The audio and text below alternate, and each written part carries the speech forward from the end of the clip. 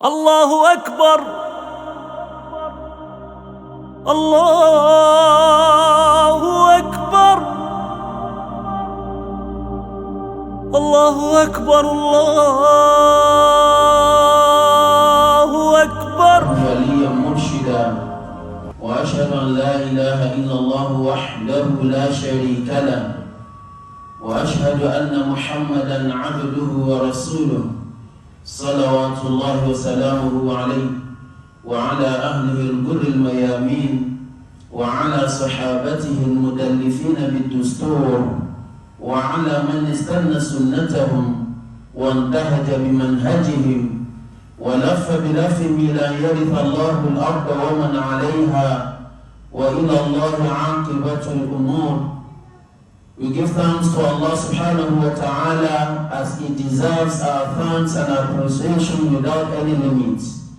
For keeping our souls with our body up to today, it is a privilege given to us by Allah subhanahu wa ta'ala to be counted among the fasting Muslims.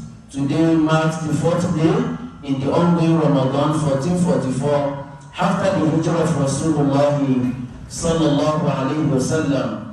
We use this inshallah during medium to welcome to the yet another Ramadan annual lecture our most elders, highly revered and respected mothers also.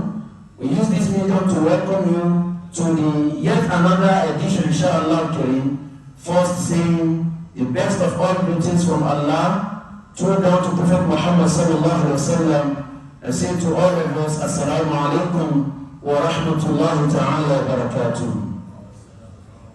Today is the second in the series of our lectures lined up for this year's Ramadan, where we have in our midst, alhamdulillah rabbil alameen, none other person but the Grand Chief Imam of Uthman bin Affan Masjid, Jumat Mosque, Abundance Plaza in Abuja, in the person of Sheikh Dr. Umar Ali Yanda. He is in our midst, alhamdulillah rabbil alameen. Have a singular honor and privilege to introduce him to the Jama'ah and also use the same word of Allah to bring him to the high table. At-takbir. وَلْيَتَفَضَّلْ مَشْكُورًا مِنَّا وَمَأْجُورًا مِنَ اللَّهِ سُبْحَانَهُ وَتَعَالَى. أهلا وسهلا ومرحبا إلى هذا المسجد المبارك في لا هذا مكانكم بسم الله. نعم تفضل. نعم inshallah Kareem, to join him on his immediate right is our chairman of the executive members of this masjid inshallah Kareem, Professor Said Abdullah Ali Yaqub. فليتفضل مشكورا. التكبير. Also to join Professor inshallah Kareem is the chairman of Shura Committee, the highest body of the Muslim community here, headed by none other person but our elder, highly revered and well respected, is retired from civil service but never tired in the work of Allah subhanahu wa ta'ala, Al-Hajj Muhammad Sulaiman. At-Takbir. Now, I also have a singular honor and privilege to bring in one of our malams and an imam also within the masjid to join the high table for Jambeki, inshallah, to give in gunna, ghayri gunna, qalqalatu sughra, qalqalatu kubra, inshallah, throughout the proceedings. Ustad Abdul Aziz Adam, what I called him yesterday, I will not call him today, because this is the chief al-Nubawi. So for him for his own today, step down. Ustaz Abdul Aziz Adam, At-Takbir. Now I have a singular honor and privilege to call on our chairman of the estate, that's Ashura, to give us opening prayer. Then we start with Quran. Assalamu alaikum wa rahmatullahi wa barakatuh. Wa alaikum assalam wa rahmatullahi wa barakatuh. Let us all recite Fatiha.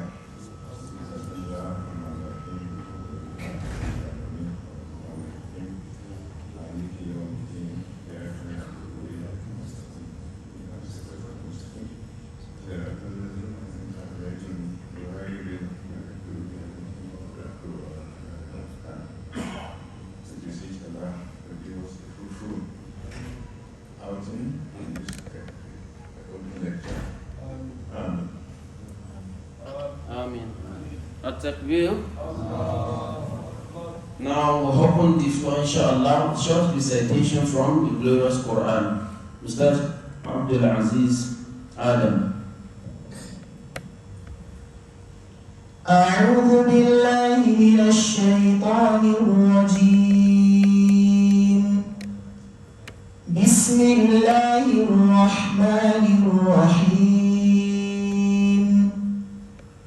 إن للمتقين مفازا حدائق وأعنابا وكواعب أترابا وكأسا دهاقا لا يسمعون فيها لغوا ولا كذابا جزاء من ربك عطاء حسابا رب السماوات والأرض وما بينهما الرحمن لا يملكون منه خطابا يوم يقوم الروح والملائكة صفا لا يتكلمون إلا من أذن له الرحمن وقال صوابا ذلك اليوم الحق فمن شاء اتخذ إلى ربه مآبا إنا أنذرناكم عذابا قريبا يوم ينظر المرء ما قدمت يداه ويقول الكافر يا ليتني كنت ترابا At-takbir. Allahu Akbar Kabira. May Allah subhanahu wa ta'ala reward the reciter and all the listeners with Al-Jannah to Firdaus. And the topic of discussion today, inshallah Kareem, is understanding Islam in the light of issues of our time. It is embedded, inshallah Kareem.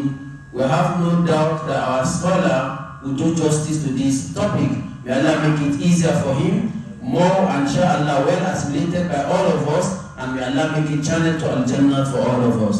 فليتفضل مشكورا دكتور شيخ عمر علي يندا النقاوي.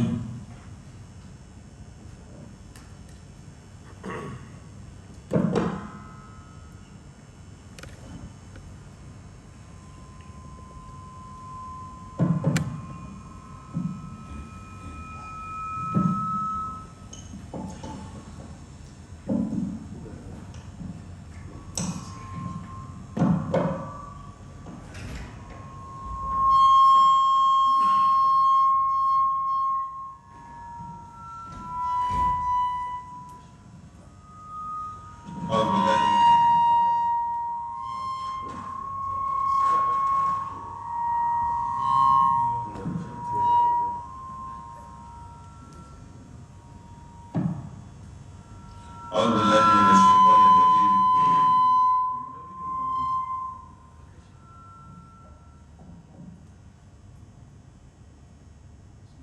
نعم.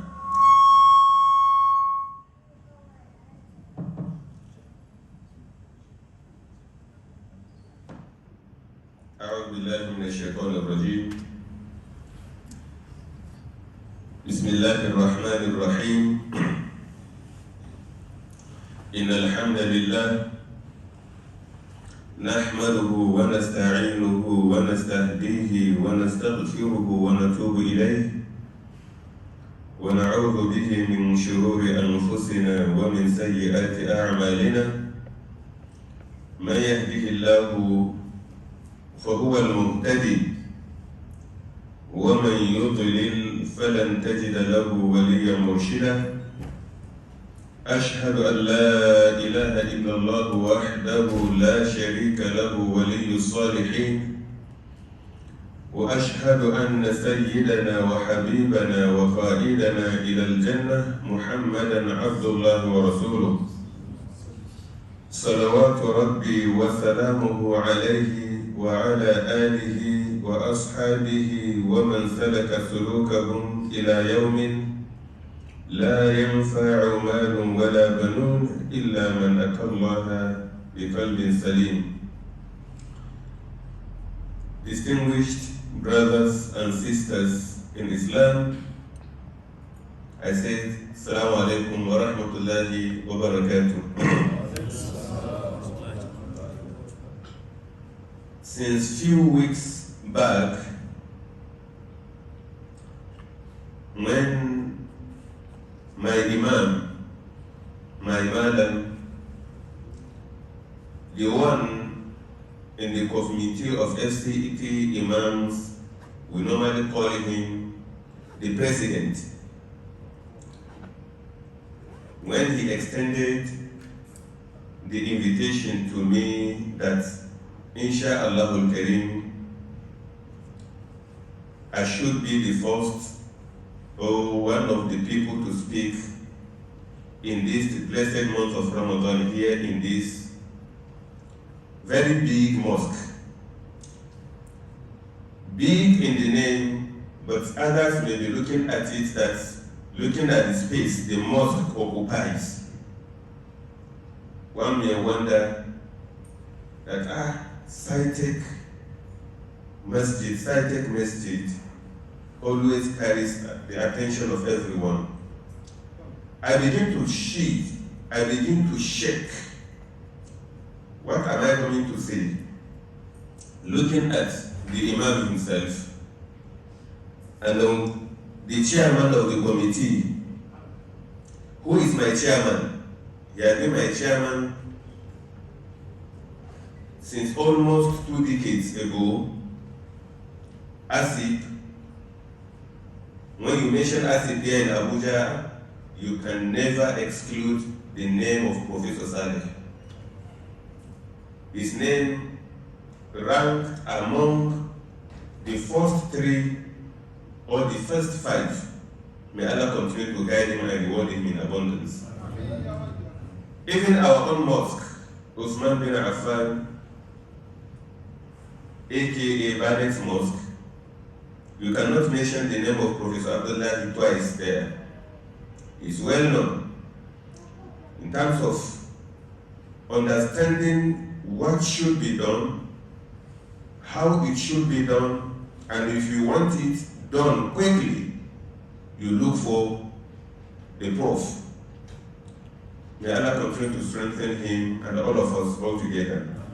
So I became so confused, and then Imam gave me a topic again, understanding Islam in the light of issues, current issues, current happenings among the Ummah today. Dear brothers and sisters in Islam, I may be new here to talk on this topic, but with the caliber of the Imam we have and his supporters, those that are together with him, have said a lot that I am going to say here today, only that it may be coming from a new person. Let me start by first of all congratulating all of us for yet witnessing another golden opportunity, another unique period, very expensive time in our life, the period of Ramadan. The period of Ramadan is very expensive. It's very golden in nature. And whosoever is privileged to have witnessed it should never waste any second throughout the month of Ramadan. Companions and the earlier Muslims will be warming up to welcoming the month of Ramadan 6 months to its coming. And now here we are, given the privilege to witness that of this year. We should make this to be the most important one, because we are never guaranteed to witness another one. And it is by the time you have this understanding that you value what you have now. Thinking next makes one never to appreciate what he or she is having now. The month of Quran, the month of blessings, the month of so many favors, the month that throughout, from the sighting of the crescent moon of Ramadan to the sighting of the crescent moon of Shawwal, all the doors leading to paradise are left open except he or she who says, I'm not interested to enter.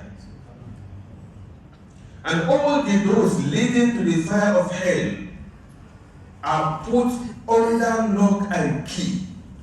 But despite all this, you will see some people going to pressurize that it must be open for them. May Allah not count us among those people. In another tradition, the Prophet said, "Wasul filati shayatin." In another way, "Wasul filati shayatin."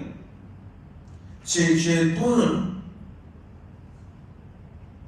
is imprisoned, chained, never allowed to move about to attack the believers in the whole of this month. This is the opportunity Allah has given us as believers. How then what do we do to appreciate Allah for witnessing this unique time? Allah Himself says the month of Ramadan is the month of Quran. شهر رمضان الذي أنزل فيه القرآن هدى للناس وبينات من الهدى والفرقان فمن شهد منكم الشهر فليصمه ومن كان مريضا أو على سفر فعدة من أيام أخر يريد الله بكم اليسر ولا يريد بكم العسر ولتكملوا العدة ولتكبروا الله على ما هداكم ولعلكم تشكرون. We can see that Allah subhanahu wa ta'ala has given us all the information we need as per when the Noble Quran was revealed, from Lawh al-Mahfuz down to Bayt al-Izzah in the first heaven. Its entire revelation. Then from Bayt al-Izzah in piecemeal to the Noble Prophet ﷺ within the period of about 23 years was done in the month of Ramadan. The revelation. Then Allah ordained upon us fasting in the entire month of Ramadan, which is another act of worship that none can quantify the amount of reward we get except Allah Himself. As-sawmu li wa ana ajzi bihi. What Allah has ordained upon us to observe in this month, nobody can assess the amount of reward that we acquire, we earn in this month. All these are indications that the month of Ramadan is an expensive period. Let's maximize the opportunity, using the opportunity. Let's never allow any part of it to be wasted. In terms of recitation of the Noble Quran, in terms of other engagements that will move or take us closer to Allah subhanahu wa ta'ala. I congratulate us again for witnessing this golden opportunity, and pray that Allah subhanahu wa ta'ala should count us among those that are to witness more and more Ramadan in the near future in good health and ability to do what is expected of us. The topic has been given, understanding Islam. I don't think those that developed the topic, they are not saying we don't understand Islam. Islam as a way of life. Because I don't always subscribe to those that limit the definition of Islam to be a religion. Islam is more than just a religion. Islam is a way of life. Because your entire life, that is Islam, is being regulated by the one who created you. He has guided you. He did not leave you in darkness of anything.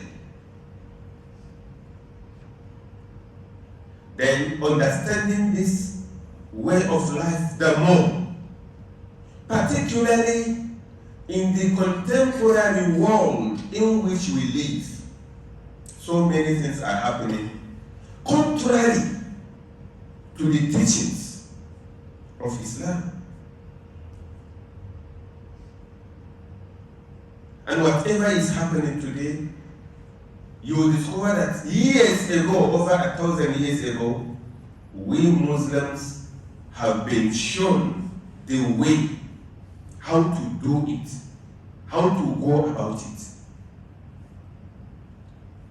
I want to start by saying and calling on all of us to be grateful to Allah subhanahu wa ta'ala over His favors done to us, uncountable ones. وَإِن تَعُدُّوا نِعْمَةَ اللَّهِ لَا تُحْصُوهَا. So many favors, bounties of Allah subhanahu wa ta'ala. You can see the first of all, creating you as human being is a great favor. Creating you as a human being. When you look at the other worlds, world of animals, world of beings that live in oceans and seas, those that live on the earth, and then you compare their posture, their appearance to your own, you have nothing other to do other than to be grateful to Allah subhanahu wa ta'ala. Creating you as human being. As human being. لَقَدْ خَلَقْنَا الْإِنسَانَ فِي أَحْسَنِ تَقْوِيمٍ. Look at how Allah described your creation. فِي أَحْسَنِ تَقْوِيمٍ. He said, indeed, we have created you and I in the best form. In the best form. في أحسن تقويم. And then, after creating you as human being, without any effort of yours, He now guided you onto the right path. Onto the right path. The path of Islam. When you look at other people, who are not following the path on which you are, you have to appreciate Allah the more. Because if you even see their behaviors, their characters, and with the one Islam has given you, you don't have option than to be grateful to Allah subhanahu wa ta'ala. And then, after creating you as a Muslim, as a human being, favored you with Islam, He did not include you in the earlier generations. He now created you in the generation of Muhammad sallallahu alayhi wa sallam.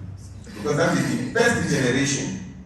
كنتم خير أمة أخرجت للناس تأمرون بالمعروف وتنهون عن المنكر وتؤمنون بالله ولو آمن أهل الكتاب لكان خيرا لهم منهم المؤمنون وأكثرهم الفاسقون. You can see this now brings us down to the topic of discussion. كنتم خير أمة أخرجت للناس. Allah Himself confirming to us that you are the best of generations ever raised. The best. خير أمة أخرجت للناس.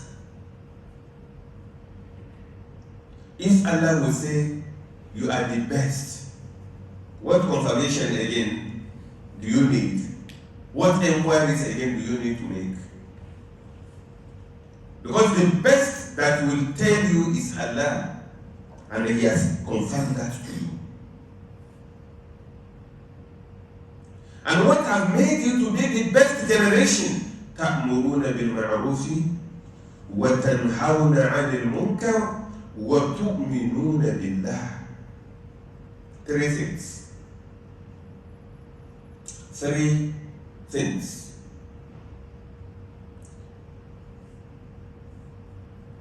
Commanding,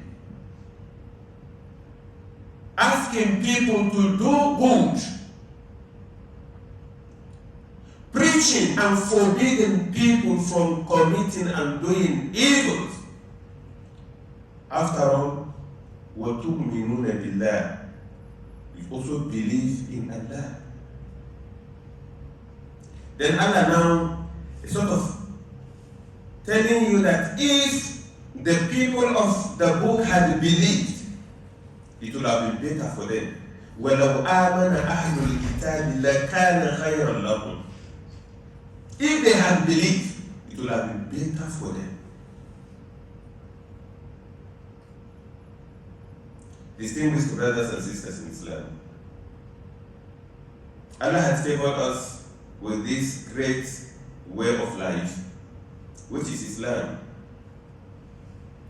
which has its manual, and the manual that Allah gave us to operate with is Quran and the Sunnah of the noble Prophet sallallahu alayhi wa sallam.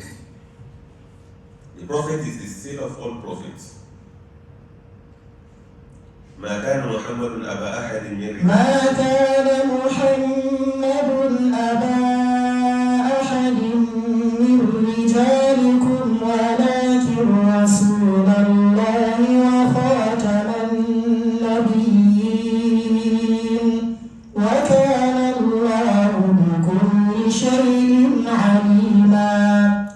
Allah subhanahu wa ta'ala says in Surah Al-Ahzab, ما كان محمد أبا أحد من رجالكم ولكن رسول الله.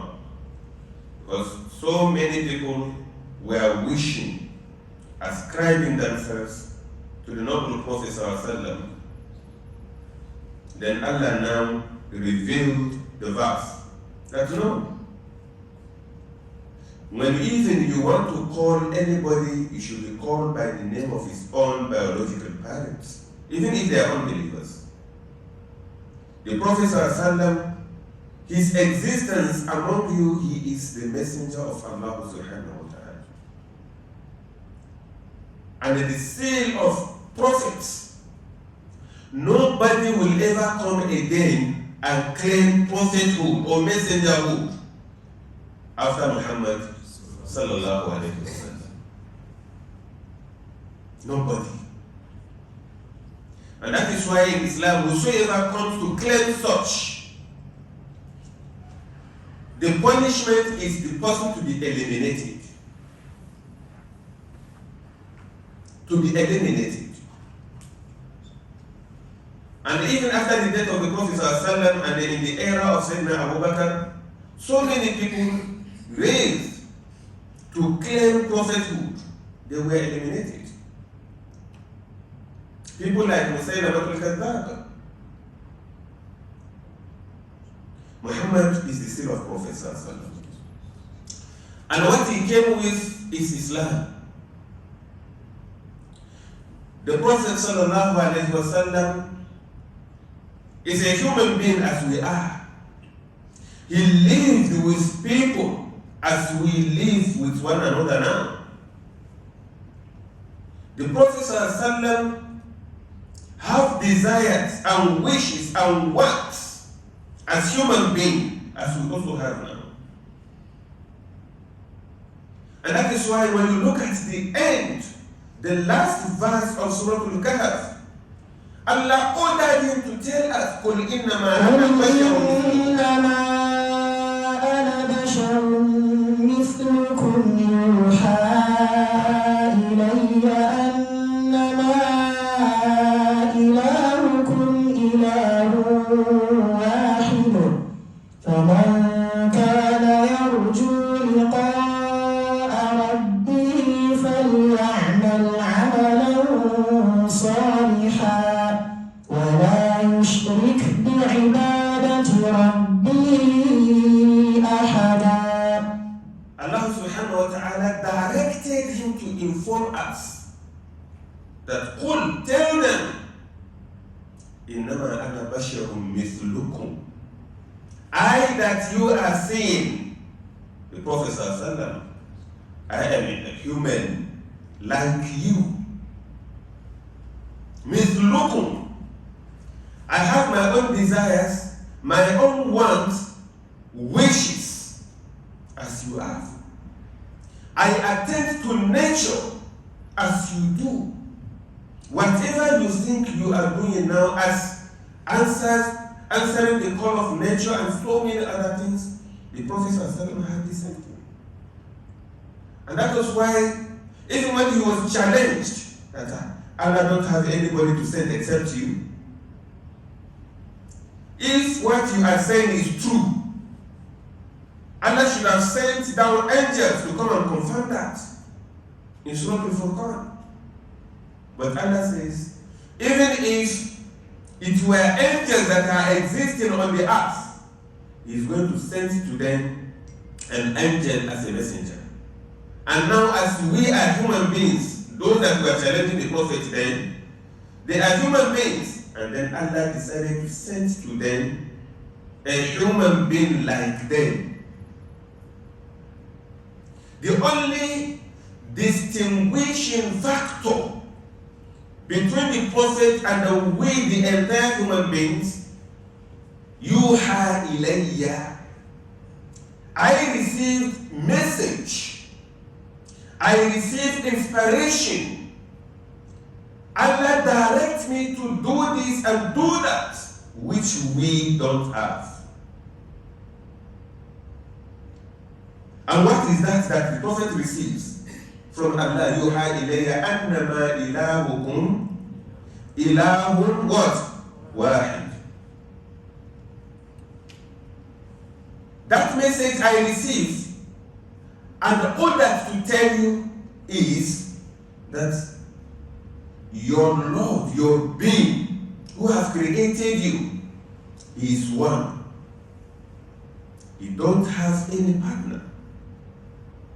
And that is why an entire chapter, an entire surah is revealed to describe who Allah is.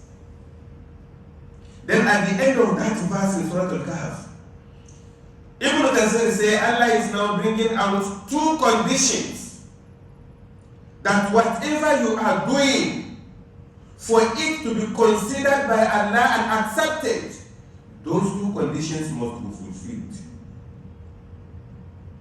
فَمَنْ كَانَ يَرْجُو لِقَاءَ رَبِّهِ فَلْيَعْمَلْ عَمَلًا صَالِحًا وَلَا يُشْرِكْ بِعِبَادَةِ رَبِّهِ أَحَدًا. فَلْيَعْمَلْ عَمَلًا صَالِحًا.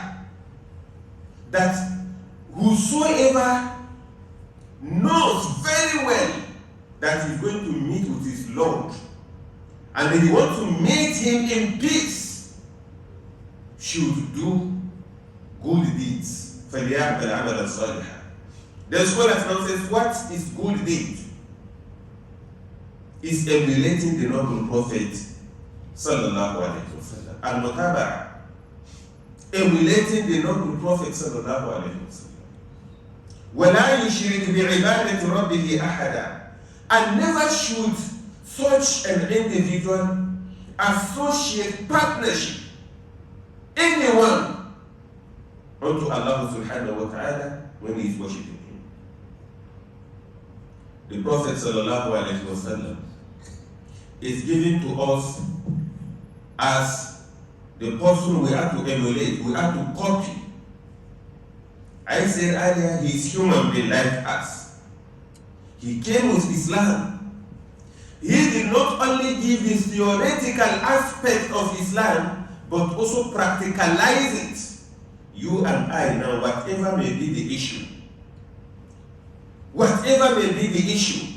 the Prophet lived on this earth, and they lived with people. How did they conduct their lives?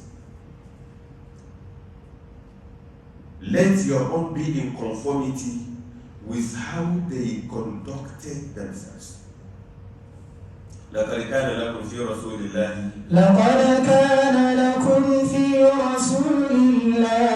أسوة حسنة لمن كان يرجو الله واليوم الآخر وذكر الله كثيرا. Allah says, He has given us the noble Prophet sallallahu alaihi wasallam for us to copy whatever he do. In the life of the Prophet sallallahu alaihi wasallam, there is for you and I and all of us what? Lessons, examples, beautiful ones to copy in the life of the Prophet sallallahu alaihi wasallam. لمن كان يرجو الله واليوم الآخر. But you discover that it's not everybody that will take the Prophet as a role model, except those who want to meet with Allah subhanahu wa ta'ala in peace, and using very, very selective in using this word. All of us are going to meet with Allah, but some people will be meeting with Allah in pieces. I don't know whether I'm communicating. I hope my language is clear. You know, my own language is not like that of Imam. Whosoever wants to meet with Allah in peace takes the Prophet as a role model. The Islam we are doing now, practicing now, Islam is still Islam. But only the people that have deviated. It is only many that have deviated and abandoned Islam to something else. But Islam still remains Islam. How it came and how it has been. And that is why anything you want to do, as far as Islam is concerned, ignorance is never an excuse. Ignorance It's never an excuse. And that is why even the author of Kitab al-Akhbari says, وَلَا يَحِلُّ لَهُ and what? أَنْ يَفْعَلَ فِعْلًا حَتَّى يَعْلَمَ حُكْمَ اللَّهِ فِيهِ. It's never allowed for one who has attained the age of puberty to do anything unless and until he knows the rules and regulations guiding that. Meaning, even if you want to walk, if you want to eat, you should remain in that hunger until you are able to know how Islam says you should eat. Whatever you want to do in life, Islam has given you how you should do it. No matter how pressed you are, never do it unless and until you are able to identify how you should do it.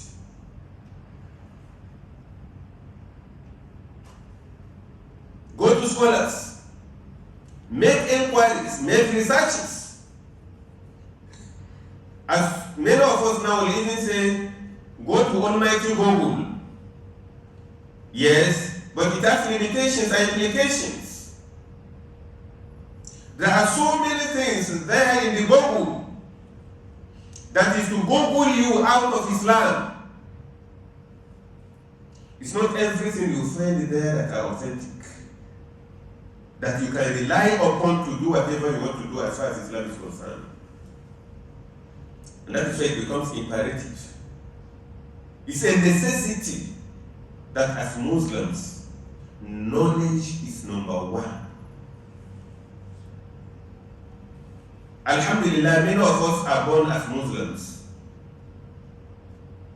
Our parents are Muslims.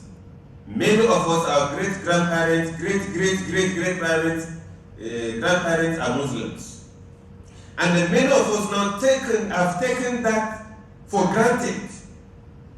I have been a Muslim, I was born as a Muslim. Does not qualify your actions to be that of Islam if it is not done in accordance with the teachings and practices of the Prophet sallallahu alaihi wasallam. Being a Muslim is one thing. Doing what Islam says you should do is another thing. Knowledge. Knowledge. And that is why we have series of challenges in our political issues, social issues, economic issues today. Which when you look at Islam, Islam has given each what it requires and what it desires to make it worthy. When you take Quran, information are there of what people that came before us have done, and many were condemned, and many were as well praised. And that's why Allah subhanahu wa ta'ala in one of the verses he said, مَا فَرَّقُنَا فِي الْكِتَابِ مِنْ شَيْءٍ. Nothing is left undiscussed in the noble Quran. And then I add, nothing is left unexplained and practiced by the Prophet sallallahu alaihi wasallam.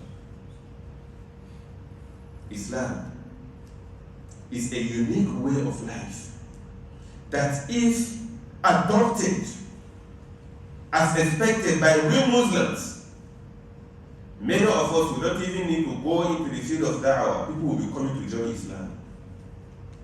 In the history of Islam in Mecca, many that accepted Islam was not because they had the Prophet preaching, was because of the Prophet's character and conduct. Today,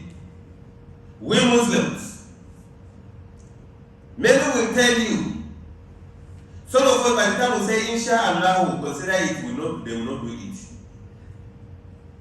They will say, he say inshallah, he will not do it. Which that is never the goal of saying inshallah. ولا تقولن لشيء إني فاعل ولا تقولن لشيء إني فاعل ذلك غدا إلا أن يشاء الله واذكر ربك إذا نسيت وقل عسى أن يهديني ربي لأقرب من هذا رشدا. That a Muslim shouldn't say, I want to do this tomorrow without saying inshallah, because that tomorrow belongs to Allah. Your own life also belongs to Allah. Then you must say, if Allah wish, tomorrow I will be at social place and at social place. But what is happening today? Many of our counterparts, if they begin to tell you the kind of interactions they've had with so many Muslims, and if they say inshallah, consider that thing that you will not do it. Then if you come to challenge, you say, but I say inshallah now, from the beginning you have no intention to what? To do that thing. Come up to tell it, I am not disposed to doing that. Than shifting your refusal to doing that to Allah subhanahu wa ta'ala. Yes, if Allah wish. But already you have made up your mind that you are not going to do it. Be open, be sincere.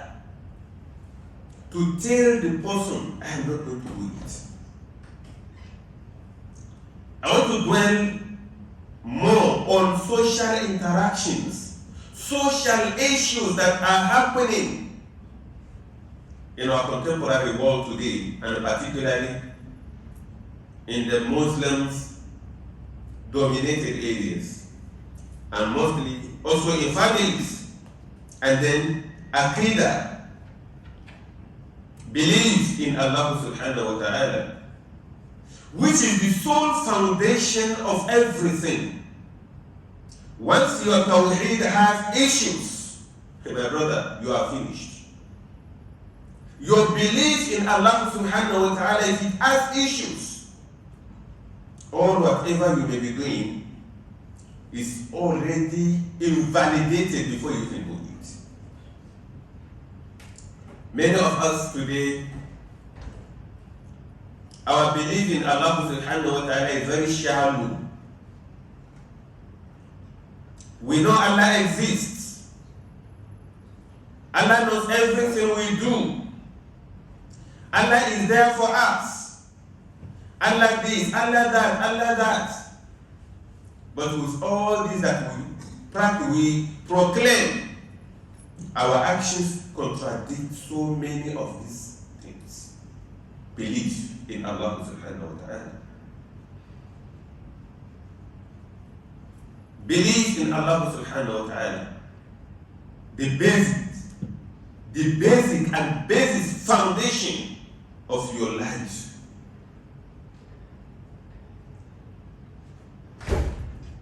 So many families today became disintegrated as a result of belief in Allah subhanahu wa ta'ala. Solid, concrete belief in Allah subhanahu wa ta'ala.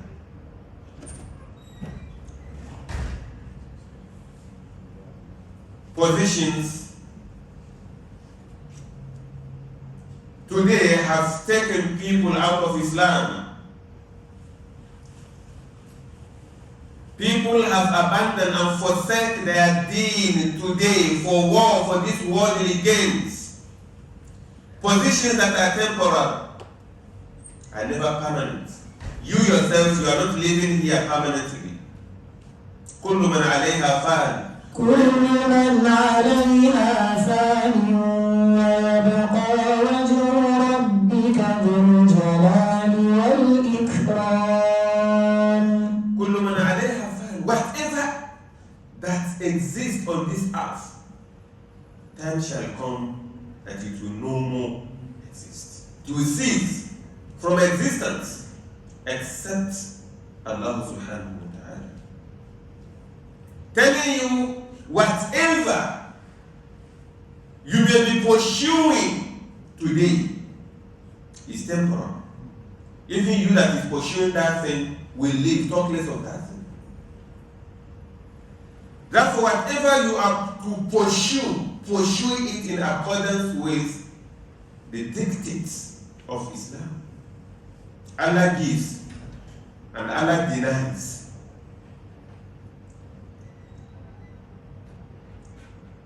He gives and He takes. Whatever you are looking for again today, people have been there before you, and as well you will also, if Allah has wished you will have it, you will also just be there for some times. How many in this country we have not seen? Even people on the seat of authority. We have two experiences. Abacha, may Allah be merciful unto him. Yar'Adua, were they not on the seat of authority? They were number one citizens in this country. Which for some people that is the highest goal one can achieve, for you to be number one citizen of your country. They are there. But at the end, what happened?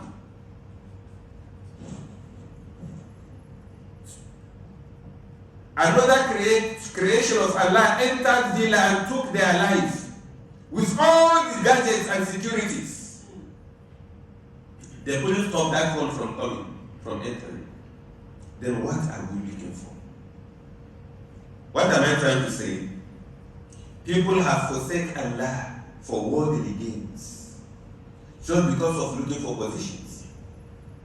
People go to soothsayers today to determine what they should have, their issues. Islam does not recognize that.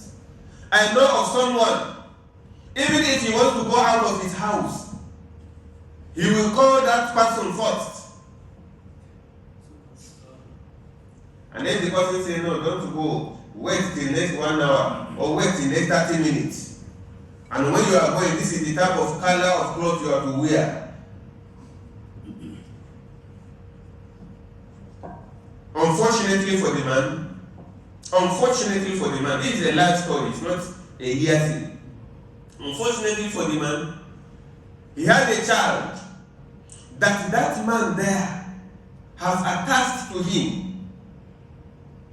So any move, the boy will just go out and call the man. He never knew his own shaitan is together with him.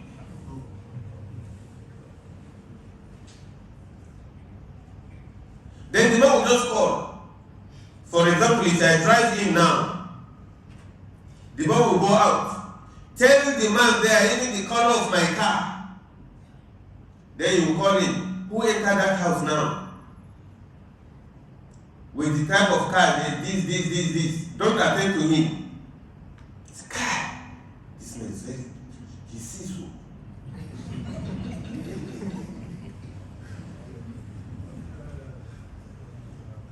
I don't know whether I'm communicating. So many people are carried away, not knowing that his own shaitan is in his own pocket. And do you know the most unfortunate thing? The man that he is commending that he sees very well died in a motor accident. And it means he sees and he knows very well, will he allow himself to have died in how do you describe it? Is it garlic or gasoline? How do you describe it? You understand the language, but that is what I want to say.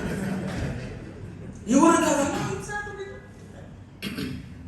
You and I, so many people's faith have been snatched away today. People no longer rely on Allah. People have forgotten that Allah has informed us, قُلْ لَا يصيبنا قل لن يصيبنا إلا ما كتب الله لنا هو مولانا وعلى الله فليتوكل المؤمنون. My dear brothers, my dear sisters, what else do we want? لن يصيبنا. Look at that phrase Allah used, لن النفي العبدي is negating an issue permanently. It's not for a period of time. If Allah uses or an Arab says learn, which means it's something that he will never. Then Allah says, learn you see, but tell them that nothing, never will anything happen to us. إِلَّا مَا كَتَبَ اللَّهُ لَنَا, except that which Allah has prescribed to happen to us. Who are Mawlana? He is one that has sufficed for us. وَعَلَى اللَّهِ فَلْيَتَوَكَّلِ الْمُؤْمِنُونَ.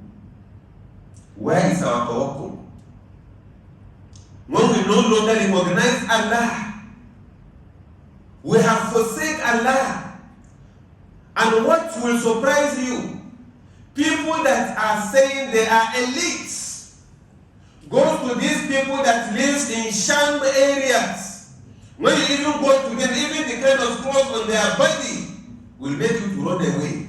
They are the one determining, controlling your intellect. Where is your education? If you are using the second person terms, I'm not referring to you here. I don't know that I'm communicating. I'm not referring to you here. So if I say you, where is your intellect? I'm not referring to you here. Then maybe I will change from second person word phrases to third person. So that somebody will not say, but when he was talking, he was looking at me as if I was going doing it. I don't know that I'm communicating. Our tawheed is shaking. It's one of the issues today, one of the great challenges we are having today in our society, among the Muslims. When you as a Muslim, you have been taught to believe in Allah, then do whatever you can do at your own level and leave the rest to Allah. Pray. When you go to my sisters, hey, you will see wonders. So many things that are happening there. Many can sacrifice everything for her to just be the one that will malakimage in them. To be the controller, except what she says. Many were compelled and directed to graveyards to go and get some part of dead people. Just because man that you cannot determine his next action. What will make you to control the man Islam has given you? Wallahi, many of them now will leave that of Islam and go to the one that they don't have guarantee and 100% assurances. By the way, there are certain things that are beyond your own control.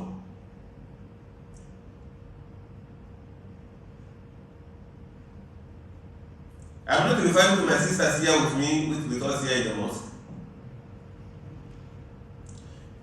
By the time they engage in those fetish things, at the end, they regret it towards the end of their lives.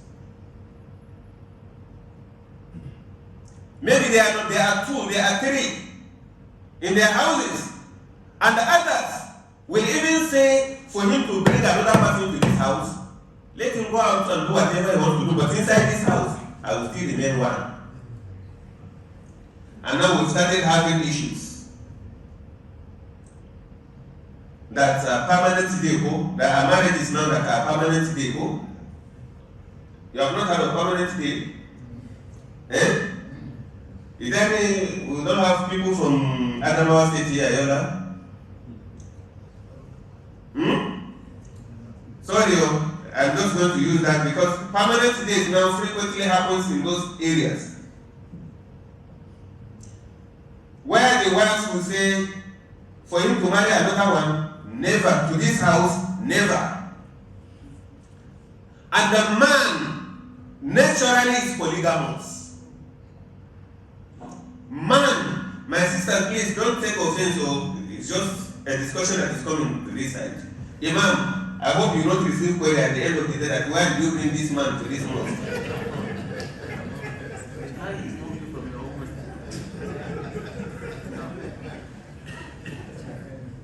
When women have sworn that their men, their husbands can never add another wife, man is naturally polygamous, except we want to deceive ourselves. Except we want to deceive ourselves. That is how Allah has created man. Now the man, he wants to act, and she said, no way, the door is locked. Then, men now try to go through backyard. I have another wife, but it's only daytime we will be with her. I don't know whether we get that is what they call permanent what? Day. Scholars were asked about this marriage, particularly in the distribution of their nights. Because that is the next question. You say, oh, whatever you will do, they're not in this house. They may be having issues. And then most of the opinions by the scholars is allowed.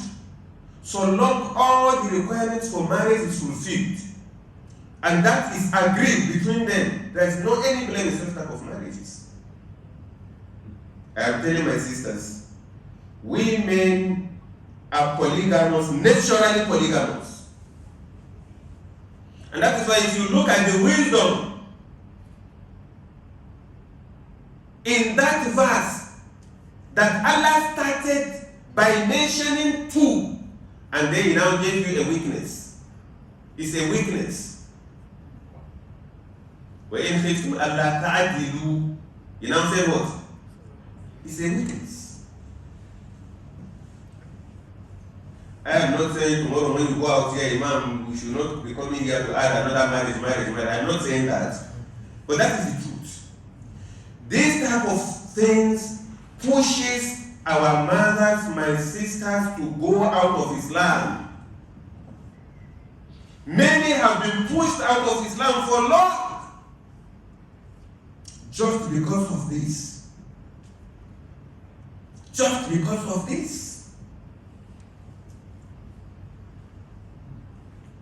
It's natural in our mothers. And that is their own form of jihad. That is their own form of jihad. You know, we men, when they say there is jihad, it is we that move in the front, isn't it? We go out to do jihad, to fight in the cause of Allah subhanahu wa ta'ala. That even the companions were always desirous to go and have this jihad done, for them to be involved in doing jihad. That Allah challenged them one time when they went out and see the reality of jihad. When they saw the reality, all of them hold back. وَلَقَدْ كُنْتُمْ تَمَنَّوْنَ الْمَوْتَ مِنْ قَبْلِ أَنْ تَلْقَوْهُ وَلَقَدْ كُنْتُمْ تَمَنَّوْنَ الْمَوْتَ مِنْ قَبْلِ أَنْ تَلْقَوْهُ فَقَدْ رَأَيْتُمُوهُ وَأَنْتُمْ تَنْظُرُونَ. Allah challenged men. You are the people wishing to go out for jihad. Wishing to go out for jihad. But at the end of the day, look at you now facing the reality of jihad in the battlefield, and you are holding back. فَقَدْ رَأَيْتُمُوهُ وَأَنْتُمْ تَنْظُرُونَ. You have seen it enough. Then my own sisters, our mothers, they are all practically their jihad is to accept a partner. To accept a partner. It's not easy. As we men will also go and confront jihad, we don't find it easy. The same thing. We give them that understanding. And I know so many of our mothers and our sisters, they want it. Only that they are afraid the person coming. How is the person going to treat them that are already in the house? If she will get assurances and she will be guaranteed that she remains your wife, they don't have issue. It's the fear of unknown that is always worrying them. Who is coming? How is the person going to do? Now, my dear brothers and sisters in Islam, this is one of the issues that people today don't give Islam the understanding it requires, and they go out of Islam without them knowing. Socially, our social setup and the spirit of brotherhood and sisterhood that should exist among us, which was so strong and powerful during the lifetime of the Prophet sallallahu alaihi wasallam, is lacking today because of our understanding of Islam. Islam still remains as it has been. It's we Muslims that have deviated. We can see the kind of brotherhood that existed among the companions. We can see the kind of neighborliness that existed among them. Today, if I should ask, who is your next neighbor? Who is your next neighbor? And that is why if anything unfortunate should happen, what happens? You continue to describe the person. That Alaji. Have you forgotten that Alaji that normally sits here or sits there? We don't even know one another by name. If not that the name of the chairman has been mentioned here severally now, by the time we should say, please, what is the name of your chairman? Yeah, chairman now. It's a weakness. It's a weakness. Your next door neighbor, you don't know him. And that is why even the security challenges we are facing today is one of the things that is making it persist. Your next door neighbor, who is he? From where? What is his job? You don't know. It's a weakness. It's a weakness. And it's now a challenge. Our mothers are very good in that. They are very good in knowing each other. And that is why we men, you'll be surprised that she will say, take this to Haji Awani, take this to this. They are very good in understanding one another very fastly compared to women. We have to adjust. Islam is a way of life as taught by the Prophet sallallahu alaihi wasallam. It's not only prayers, it's not only fasting, it's not only Hajj or Tawheed that the Prophet sallallahu alaihi wasallam has come to teach us. He has come to teach us the entire life, how we should. And that is why the people he met in Mecca, many of them like Sayyidina Umar, that Islam came to liberate us from the bondage of slavery to the freedom of life. Freedom of what? Life. Then their suppression that exists between the haves and the have-nots is again an issue today. That system of capitalism, the haves want to be having more and more and more and more, even if the have-nots are going to finish. Is it not what is happening? All of us. Is it not what is happening today? The haves, even if the one that belongs to the have-nots should be given to them, they are not looking at what is already with them. They want that to also be added to their own.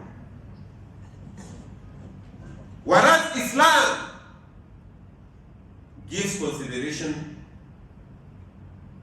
and that is why if you look at the institution of giving zakat, it's legislated, and Allah did not left us in doubt of who and who are the beneficiaries. He didn't say the Prophet should give explanation. He identified the beneficiaries himself. I know of someone in the past. He was a farmer. After he had harvested his farm products, he called on a man to come and give and bring out what is due to Allah as a zakat. When he was there, the man now gave out what is due of zakat, he looked at the quantity of what remained. And what was brought out, he said, "Hi, madam, are you sure you are just? There is fairness in this thing." I don't know, don't you look at the quantity of what remains for you and that which you are giving out? That the one is giving out is even too much again. What kind of life, where will you get it? That what Allah has given you, kept under your custody, is kept under your custody. It's not because you are the right person to possess it. It's just by the wish of Allah that He kept it under your custody. He now says, after a year, divide it into 40 places. Only one over 40. Only one over what? Over 40. For Allah, the remaining 39 still belongs to you. But somebody is still looking at it at 1 million, a whole 1 million. Millionaire? Then, instead of giving out zakat, you now keep that 1 million. Whosoever comes and says, "Please assist me," is from there you give to give out. What kind of wayo is that?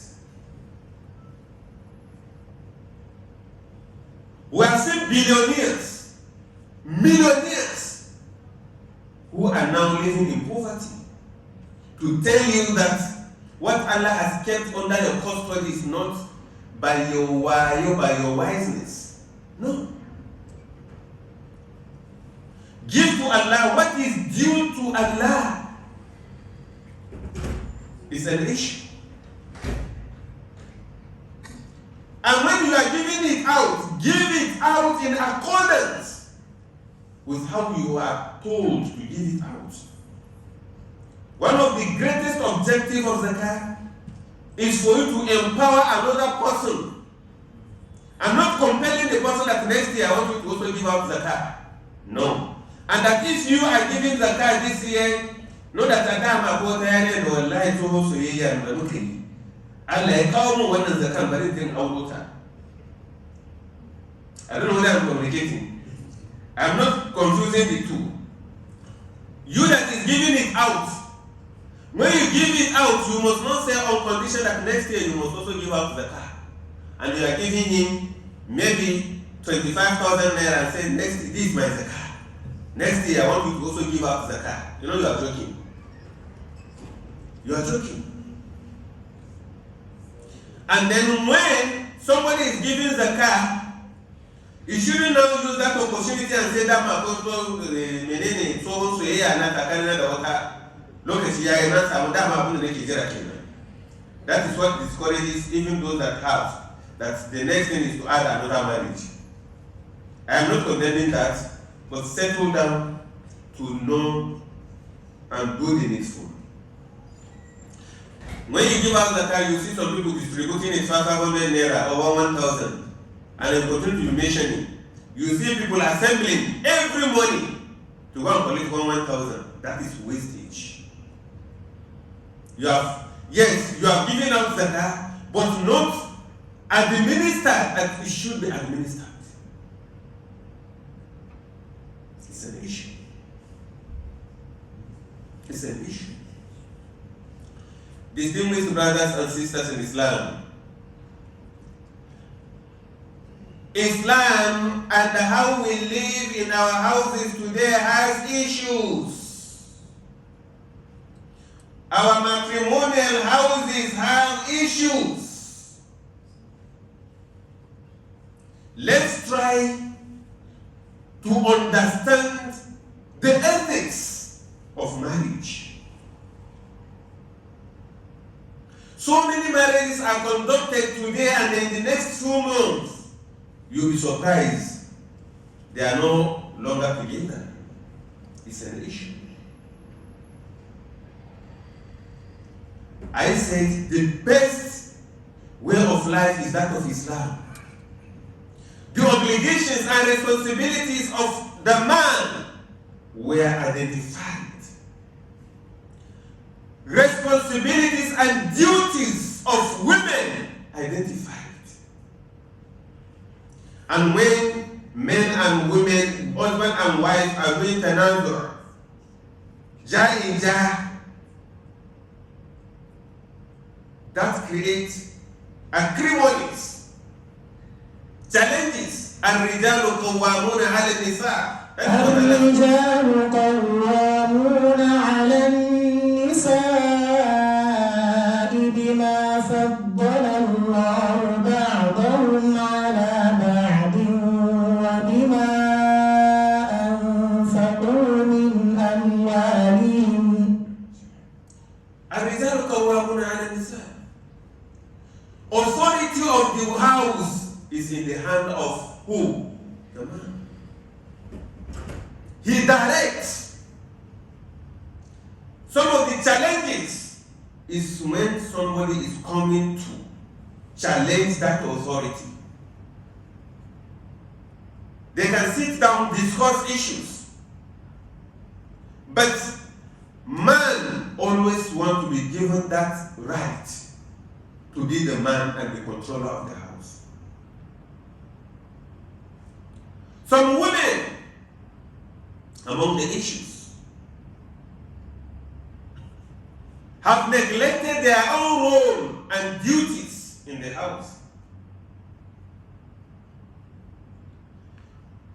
The earlier Muslims, if they are giving out their daughters, they counsel them, they advise them, they guide them on how they are to conduct themselves in their matrimonial houses. Today, that is not an issue. Saura gado mai kafa, saura what again? Remind me. So many of these material things, and that now make many of our daughters to be so materialistic that if they are not giving this and that and that and that, when so person was when she's at the aure, the groom an kawo akwatin mai taya guda 12 seti, guda 30 seti. Materialistic. Any marriage that gets inclined to materialism doesn't last. Doesn't last. Earlier Muslims counsel and guide their daughters that when you get to that house, humble yourself and respect the people you are going to meet in that house. You are not going there to marry your husband alone. You are going there to marry his entire family. As he is coming here, not only taking you out, we as your relations, we have become part of this. Today is an issue. Many of our daughters don't humble themselves. And by the time they humble themselves to their husbands and his relations, he reciprocates.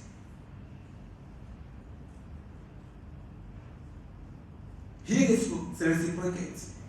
They advise their daughters to take good care of certain organs of their husbands.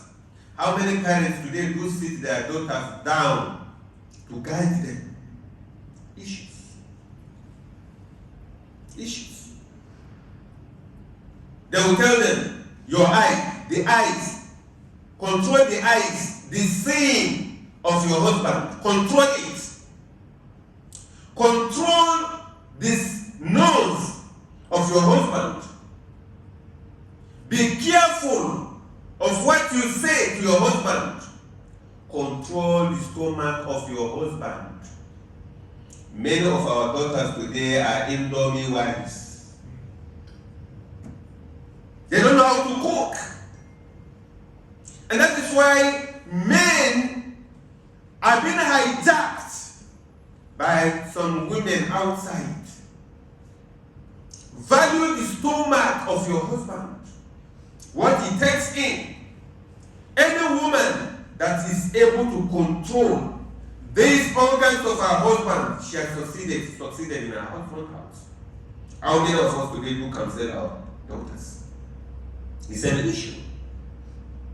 And that is why you have abundant challenges in our matrimonial houses. In our matrimonial houses. Look at what Prophet ﷺ told his own daughter, Fatima, when Sayyidina Ali radiallahu anhu was pitiful to kind of engagement, to kind of activities Nana Fatima carries out in his house. She cooks, she takes care of the house, she did this, she did that. He was now sympathizing with her and even advised her to go to her father, the Prophet sallallahu alaihi wasallam, to go and request for a maid. To go and request for a maid, a house help. And when she goes there, what the Prophet sallallahu alaihi wasallam told her, Isbiri, go and be patient, go and persevere on me, that is the best for you. What is happening today?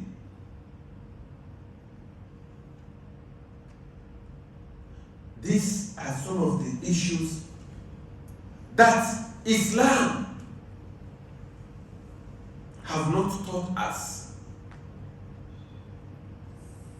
And many of us are looking at it as normal. It's never normal. We have to understand Islam to correct and adjust some of these issues. And until we do that, the issues of divorce and many may continue to rise. We have some that are destined, decreed to happen, but let it not be as a result of some negligences. Because any issue that could lead to divorce, you don't just issue the certificate of divorce like that. Men of integrity from both families are expected to sit down and do the in-depth analysis of that issue. But today, the boy can just wake up and say, wallahi tallahi ki koma gidanku na riga na saki. It's turned, well, that is not what is expected of us. فبعثوا حكما من أهله وحكما من أهلها. Allah says, bring a representative from her family, a representative from his family to sit down and discuss, do the analysis of those issues.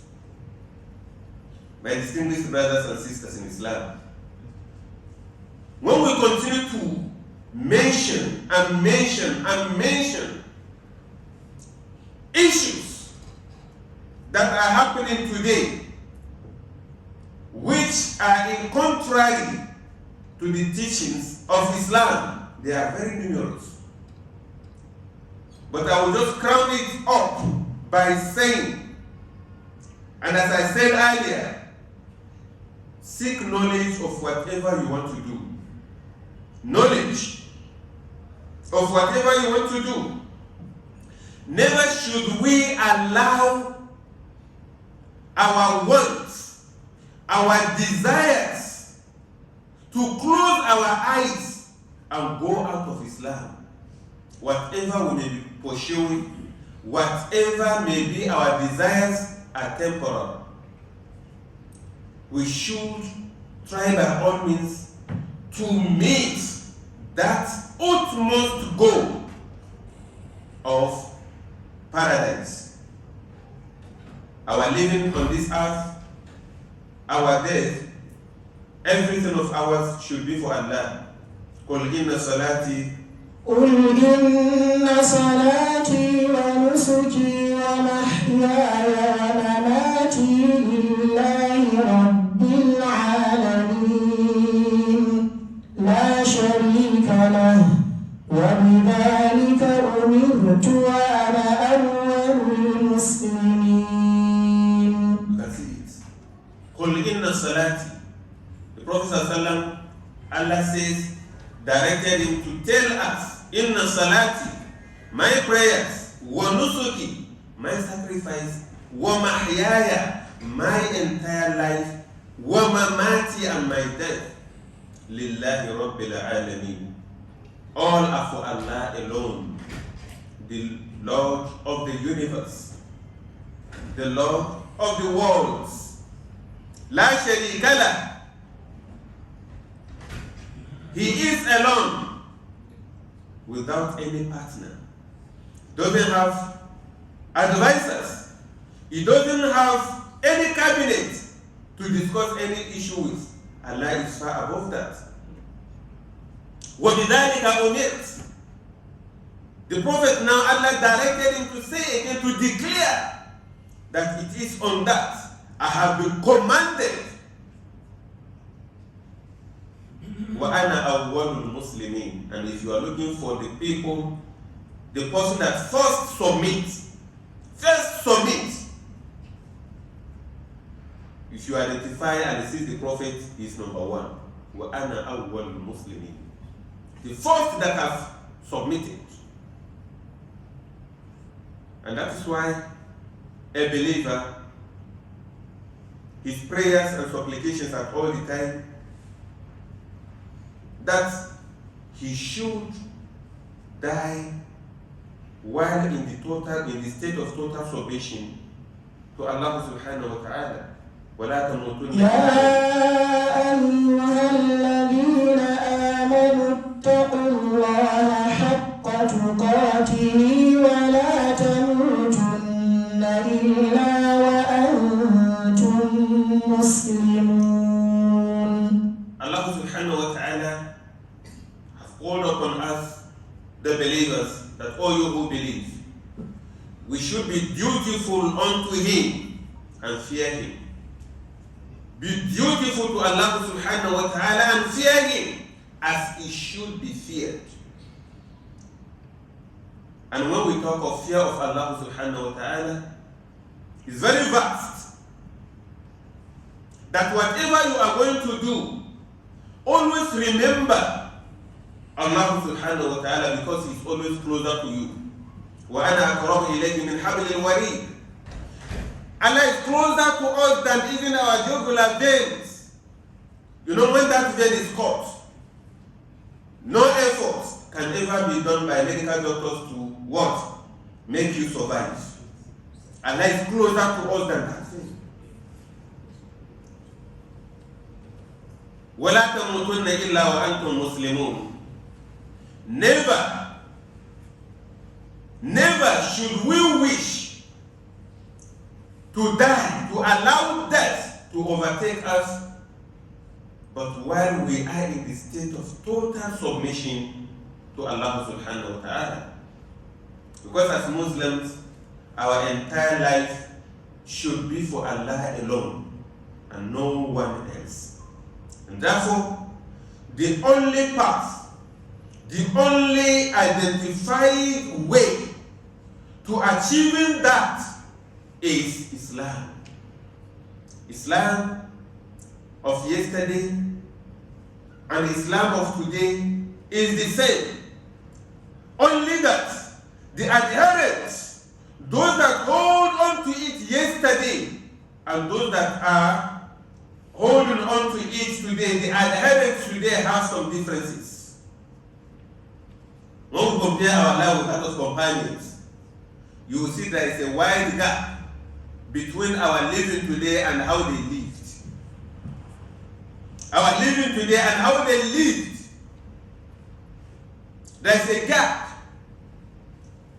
And then if anybody should say, may Allah grant us paradise. I am now making a prayer, may Allah grant us paradise.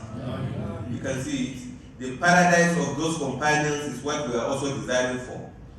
But let's compare our attitudes and characters to their own today.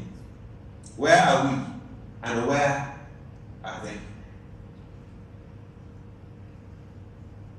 Our commitment, our submission to Allah today compared to their own, where are we? If not for the mercy of Allah subhanahu wa ta'ala, we cannot get closer to them. But we ask Allah subhanahu wa ta'ala to grant us that Al-Jannatul Firdaus, inshallah. And we are now in the month of Ramadan, the month that we have to struggle for that paradise. And I want to assure us that inshallah we are going to have an acceptable Ramadan and other activities of ours accepted, inshallah. And in the day of judgment, all of us, as we are looking at each other today like this, inshallah, that is how we'll be looking at each other in our own apartments in the paradise. That when I see Prof, I will say, Prof, so this is your apartment. Inshallah. May Allah grant us paradise. If my Imam will direct, I will have a stop here. And as I said earlier, we call him, even in the Committee of LCT Imams, as the President. And you know his name and that of the President is what? So calling him President is not by mistake. Alhamdulillah, may Allah continue to guide us and strengthen him and increase him in wisdom as he pilots the affairs of this center. And I will at last also congratulate all of us for having an action masjid and shura committee. I said it, Prof is somebody I knew for almost over 2 decades. May Allah continue to reward him and reward all of us. All that I might have said of good, may Allah subhanahu wa ta'ala reward all of us and give us the ability to walk by it. And all that might have come from me of mistakes, they are truly from my own humble self. May Allah forgive me and forgive all of us. I know we might have expected a lot, as the Imam have been saying, that is it grand chief Imam. You never knew that I am the least of all the Imams. Yes, I am the least of all the Imams, and I used to even always be ashamed when I see people like Imam Muhammad Buhari to also identify myself as an Imam. But as I said, he directed, because it's not only, I didn't take it as an ordinary invitation, it's a directive that came from him, and I must come down Even if I am to say salam alaikum and go, I know I have fulfilled and complied by that is directive. Whatever we have heard is truly from my own humble self. May Allah subhanahu wa ta'ala continue to be with us, accept our Ramadan, continue to empower us to doing more. And the recitation of the Noble Quran, I say, is an opportunity. Let's try by all means. I know some people have had one round now of recitation. Yes. Some people have had one round now. And today is the fourth day. I mean it. Some people have had one round. So let's start to have self-assessment. Self-assessment. From day one till now, what have I achieved? If I am to be called upon now to come and give assessment, where will I be? Am I up to 40%? Am I up to 50%? On your own. Hasibu anfusakum qabla an tuhasabu. Evaluate your own actions, your own deeds, yourself, before you are being called upon for assessment. You will see by such doing, you yourself, you will feel, alhamdulillah, so fulfilled. It's an opportunity which should never be wasted. An opportunity, expensive one. Last year we had fasting of the month of Ramadan with so many people. This year they are no longer there. This year some people started it. But today they are already in their graves. You and I now that are still living, how have you maximized using this opportunity? Use it. Do the needful. Do the needful. May Allah save us through and make it easier for us. Assalamu alaikum wa rahmatullahi wa barakatuh. Wa alaikum assalam wa rahmatullahi wa barakatuh. By Allah, our Sheikh has done justice to this topic. I am confirming that humbly, and if truly every single one of us will confirm that, let's say Jazakumullah khairan. May Allah subhanahu wa ta'ala reward you abundantly.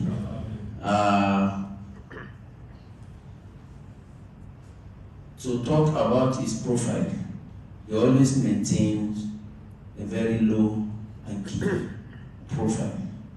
Alhamdulillah. I'm not too surprised because he's not only an imam but a lecturer. If you have to give him till tomorrow, that's how he will continue. We have a Secretary General of the League of Imams, but he is Super Secretary General also. Every detail of the discussions in the League of Imams that made up more than 200 imams in the whole of FCT. If you want every point recounted after every sitting, just go to Sheikh Dr. Morianda. Allah has given him that superb and excellent memory. May Allah subhanahu wa ta'ala reward him with Al-Jannah to Firdaus. May Allah make this lecture more beneficial to all of us and a witness for all of us in dunya and akhirah, not a witness against any one of us. La hawla wa la quwwata illa billahi al-aliyyil azim. We have a harvest of questions. I don't know how many. We'll take them inshallah kareem, one after the other. Inshallah kareem. The first one here says, Assalamu alaikum madam. Please, how do you calculate zakat at the end of the year? Is it on the total amount you have at the end of the year? Thanks, inshallah. No, that question is for you. Because if the person is do the calculation, he is coming to you. So, and once the person engage you to do the calculation, you should not forget you out of it also. I wasn't the one who gave the lecture. Yes. So, no, already I have advised the person. Whatever the person is waiting for of all the calculations, once we meet the Imam, alhamdulillah. And then it was yesterday I was discussing with a friend, and he was narrating what happened to a colleague, a friend, a scholar, that somebody made him to assist him do the calculation of his zakat. He did everything. And when the person is not to give out the zakat, he now put it to another person. And when the person now, they later met all of them, the person was not telling me, Kai, help me appreciate Alaji. Wallahi, he gave me zakat. Not knowing that this man is what I did the calculation. Then Alaji now became ashamed. What I am saying here is, Allah subhanahu wa ta'ala did not make a mistake when he was identifying the beneficiaries of zakat. He said, إِنَّمَا الصَّدَقَاتُ لِلْفُقَرَاءِ وَالْمَسَاكِينِ. The third person he mentioned, Ahu, وَالْعَامِلِينَ عَلَيْهَا. Even if those that you engage, you can see them in their appearances that they have enough, Allah will still give them. You know, when you compare my appearance and that of the Imam, there's a difference. I don't know whether I'm communicating. Never you look at the appearance of the Imam and say, no, the Imam doesn't need this. Give it to him. Even if he doesn't need it, he knows the person he is going to give it to. I don't know whether I'm communicating. And I am not advertising the Imam that when you give out the cash, you want to give it to the Imam. It's not an advertisement. But that is the truth. How do you give out zakah? You are giving the minimum benchmark. The minimum what? Benchmark, which this year is it 2.3 million. For example, you have 2.3 million now on the 4th of Ramadan. And Allah blessed that 2.3 million, you continue to transact with it. That it reach next year. And it does not stop at that 2.3 million. It has now reached 3 million, 4 million. You know, Allah can do everything. If you so blessed it, and it has so many surplus when you want to do zakat, you are not going to say, no, that year is 2.3 million. So you are just going to do the calculation of 2.3 million. No. Even if it is now 5 million, it is the entire 5 million now that you are going to divide into how many? 40. And gave out 1 over what? 40. The remaining 39 still what? And then you'll be surprised that Allah will bless that 39 again. Following year, everybody will be surprised, inshallah. May Allah take us through. Assalamu alaikum. Another question says, how do we sustain living with our wives in accordance with the provisions of Quran and Hadith in the face of intimidations from our wives? Intimidation. You face intimidation when you always ring the bell of another partner. And when she realized to some extent there is some kind of attitude that you display that she doesn't understand. You as a man, be sincere and open. Many of us today have that mentality. Despite our mothers will never believe you. Even if you should bring, some of them, even if you should bring Allah down and swear that you see this, who is this? You say Allah. That is what remains with me. Many of them will not still believe in you. Why? Sometimes if they look at your pocket, you that say you don't have anything, and they still need some what? Answer me now, is that not what you are doing? They still need some changes. She will never believe in you.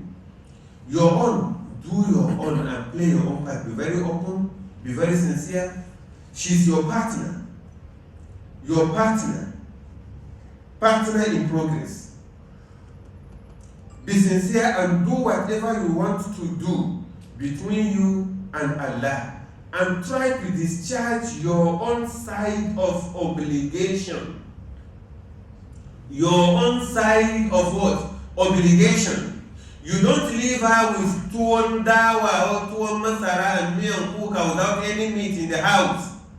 And then you go out to Maishai, get Indomie, 20 pieces of egg. I don't know whether I'm communicating. Yes, sir. You told her in the house no money. You are not before Mr. Indomie.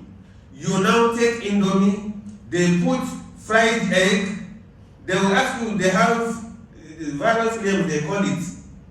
There is garo, there is this very rich indomie.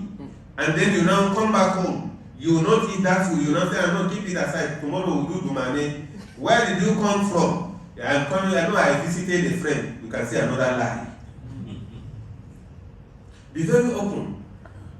And then the provision you make at home, you shouldn't be different from what you yourself you take. Intimidation that normally comes from our wives many a times is as a result of when you are not living up to your what? Responsibility. And by the time you have lived with someone for a few months, our women, our mothers are very good. Many of them are very good in identifying the type of partner they have. But you as a man, you don't always use authority. Sometimes you have to use siyasa. Not unlike siyasa here that we are doing in Nigeria, where somebody will go to another state and I am going to and say I will provide pom fura the loan for you. You know that one is impossible. You didn't hear this that I said.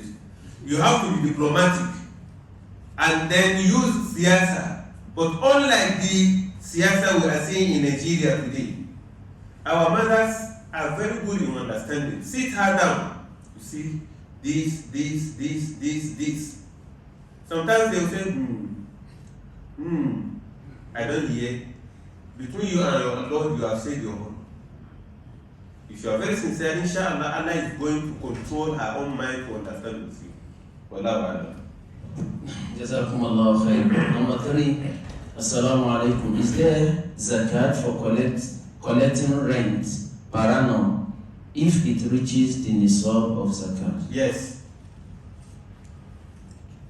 Yes, there is. There are certain property resources that is annually, like this rent now. You are not going to calculate the value of the entire house and give out as what? Zakat. You have to base the zakat on what is collected annually. If it is up to the nisab, you give it out. If it is not up to the nisab, what scholars are saying, kimanta kabaya. I don't know what I'm communicating. Like the vehicles, you have so many vehicles, commercial. What is being generated and kept is what you give out what? Zakat. Not on the entire value. Not on the entire value of what? The vehicles. I don't know that I'm communicating. So if what is being collected annually, and you know sometimes some tenants will find it difficult to pay at the same time, but they will surely what? Pay. So that you calculate what is coming in from that your property annually, then you give out zakat. Identify a month. Maybe during the month of Ramadan, inshallah al-Karim will be the period that will be giving out zakat for this and this. Wallahu ta'ala.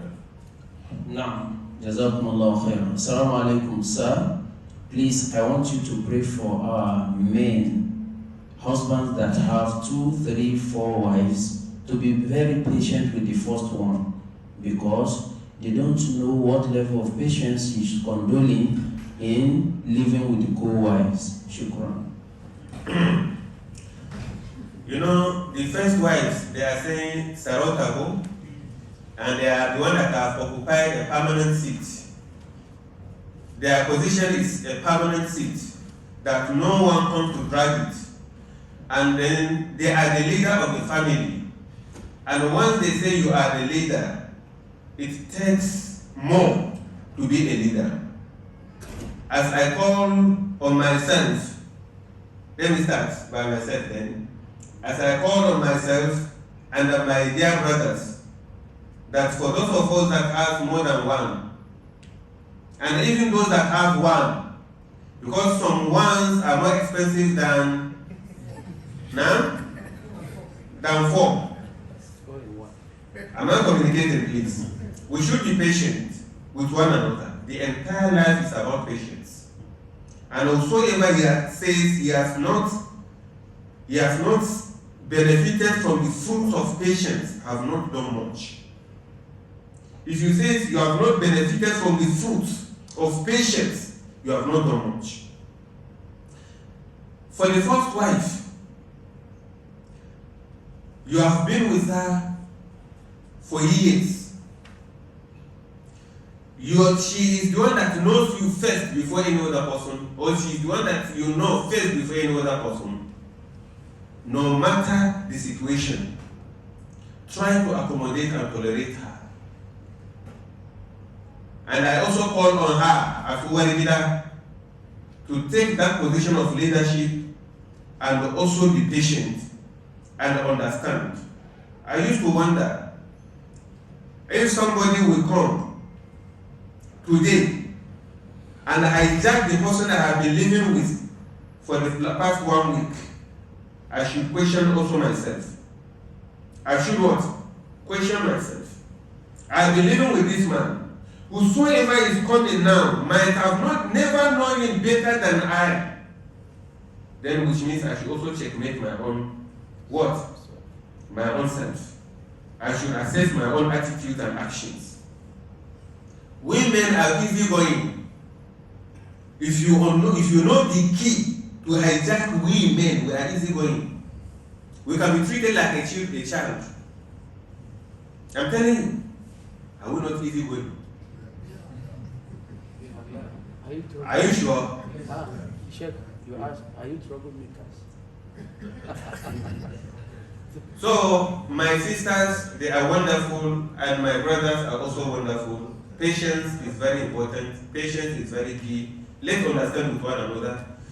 We all have our own weaknesses. Let's not be counting on our weaknesses, neglecting our what? Our strength. We have to always, whenever somebody display any action out of his own weakness, understand with him because he has numerous other areas that he's good in. May Allah see us through. Assalamu alaikum. I think that is the last question. We are still counting. Madam, me hukuncin masu azabtar da 'yan aiki housemaid. It's very unfortunate. Very, very unfortunate. Because what I always say is the position you are now of even being able to get somebody to come and assist you is a privilege. It's a privilege. It's not a right. And those that are your housemaid today, it's not their wish and making to be like that. And whatever you do has implications. And there shall be a time that such will fall back to you. You may not know. Kindness is good. And no one can ever estimate the reward you will get. Any opportunity you have, use it as a da'wah. But many people today, particularly our mothers, are using it to persecute. And that is why sometimes you see some men, these housemen will hijack even the husbands from their hand. It is happening. They will hijack the husband from their hands. This is the person you brought him to come and assist you, to come and render some services to you. If the person is rendering these services, my dear sister, be kind to her, understand with her. Your children will suffer it. Let me give us one example. There was a woman, or there is a woman, who persecutes all her house helps. Sometimes in the night, Sorry, I want to dwell on this one very well. She will say this girl, after a whole day working tirelessly, she will say this girl will not sleep until she sleeps. And then she's there watching television. She doesn't want to finish watching television till 1 o'clock. And she will compel this girl to sit down without even dozing. What kind of mindset is that? Then there was a time they went elsewhere. She didn't go with them. When she got her daughter, the kind of slap she gave to that innocent girl, because all angers, she was furious and already frustrated. When the girl slapped her daughter, the girl fainted. Luckily enough, the father was around because they went out with the father. What happened? She was not petting the girl. No, it's why she fall down. This. And then the girl, the little girl she slapped, doesn't talk because she's still a small girl. It's not everywhere you be with your own children. How you treat them will translate to how they treat your own children. And by the time you frustrate them the more, they can even harm you. They can harm you. That is never the teaching of Islam. They are human like you. The position you are now is just by Allah's mercy that you have that position to even employ somebody. Look at Nana Fatima, that if she had wanted, if the Prophet had wanted to give her 100, she could be given 100. But the Prophet says, go and take responsibility of your house, knowing the implication of housemates. You now, you have it, and you are maltreating and persecuting them. I knew of one. She had to lock the house and run away. Because that one is even more than slavery. More than slavery. Please, for those that will be having this mentality, the table can anytime turn around. Today is for you. Tomorrow it could be against you. Be kind, be merciful, and be patient. Even your own children, how do you cope with them? Talk less of these ones. Assalamu alaikum, sir. Can you help in briefly stating right of husband upon his wife and vice versa? 2. Am I being useful? Am I being sinful if I refuse helping my husband in taking some of his responsibilities? You see, marriage is built on love and compassion, and then tawsayi. ومن آياته أن خلق لكم من أنفسكم أزواجا وجعل بينكم مودة ورحمة. Love, affection, and mercy. Once there is that love, once there is that affection, then mercy will follow. For a wife to assist her husband in discharging some responsibilities is not a crime. It's never a crime. Because they are partners. Zawj is not only a wife, it's a partner. And that is why Allah, when He created Hawa out of Adam, He said, وَخَلَقَ مِنْهَا يا أيها الناس اتقوا ربكم الذي خلقكم من نفس واحدة وخلق منها زوجها. Out of him, He created his spouse, his partner, the person that should comfort him, that should give him that peace. Assisting your husband is not a crime. And by the time you assist him, you get him more endeared to you. And then by the time you capture his mind the more, say that I'm going to make for that, I didn't number. She's that. Because Jubilatul Qulub ala hubbi man what?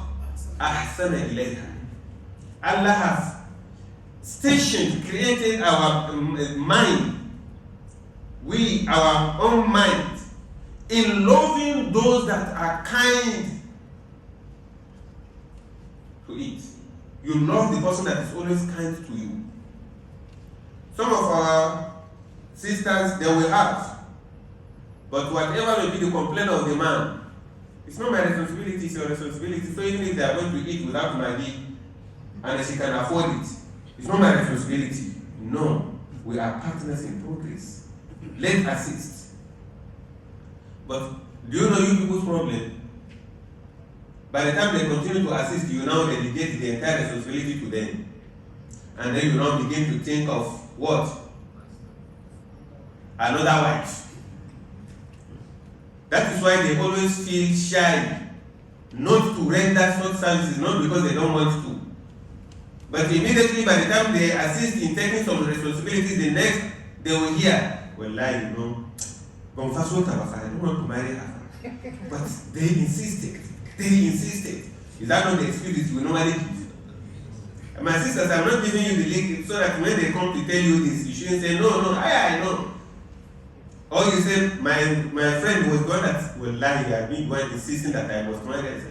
There was one man that did that, then the wife said, Tashina Monafikin Allah.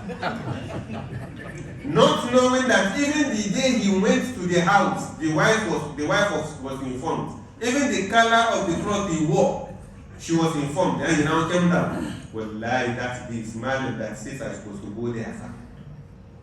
She was just listening. There, as Allah will vindicate man and say, Munafikin Allah. That's the Bible. I don't know whether I'm communicating. The responsibility of men is very obvious. Number one is the leader of the house. He must do everything possible to cater for his family in terms of feeding, in terms of accommodation, in terms of health-wise, everything that you might think of responsibility is on the man. He is the one that Islam says, go out and struggle and bring in. But some men today will lie down, sleep from morning till evening, leaving their wives going to supermarket, fruit market, very early in the morning. She will be the one doing this, she will be the one doing that. Islam is not like that. Our counterparts are the one used to that. We as Muslims are never enjoined in doing that. That we relegate our responsibility and give it to our women. No. It's on you to cater for the family. And of our sisters, they must be respectful, they must be obedient, they must also be humble and render some services that they can afford. And whatever the man brings in, they should be appreciative. Because what is killing so many of our sisters, they are not appreciative of what is being brought. And that is what is generating some kind of crisis. He has been suffering in the sun since in the morning, and he is able to buy something and bring home. Immediately he gives it like this.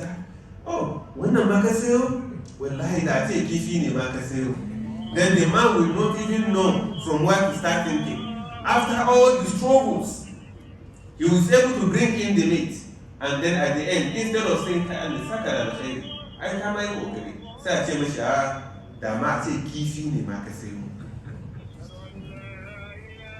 don't know whether I'm communicating. All these are issues in our houses. All these, our sisters should be appreciative of whatever effort their husbands have rendered or have put in to get them something. Further information, other details, Imam is there, inshallah. But coincidentally, the last point you raised is coming vice versa. I want Malam to enlighten men on appreciating their wives. Show them love and concern. Naturally, women are created to be loved.